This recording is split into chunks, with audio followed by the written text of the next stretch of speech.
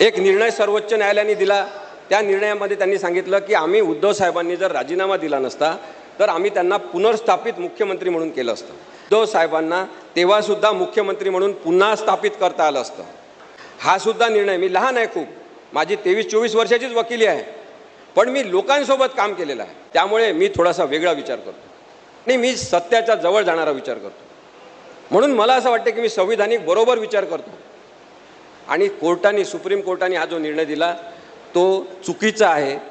उद्धव साहेबांना तेव्हा सुद्धा मुख्यमंत्री म्हणून पुन्हा स्थापित करता आलं असतं। स्टेटस को अंटे नावाची एक कन्सेप्ट आहे, एक फ्रेज आहे कायद्यामधली। स्टेटस को अंटे म्हणजे काय की त्यावेळेस जी परिस्थिती होती ती करण्याचे अधिकार सर्वोच्च न्यायालयाला होते, तर राजीनामा देण्याच्या पूर्वीची परिस्थितीच लक्षात घेणं आवश्यक आहे। आणि त्या परिस्थितीमध्ये उद्धव बाळासाहेब ठाकरे हेच मुख्यमंत्री होते, त्यांनाच पुन्हा मुख्यमंत्री करायला पाहिजे होतं। सर्वोच्च न्यायालयाने सुद्धा चूक केलेली आहे हे आपल्याला सांगायला पाहिजे। मी आता सर्वोच्च न्यायालयाच्या निर्णयाचं विश्लेषण केलं, मी चुकीचं केलं का? मी सर्वोच्च न्यायालयाचा अपमान केला का? नाही, मुळीच केला नाही। लोकांना एक भ्रमाच्या अवस्थेत टाकलेलं आहे।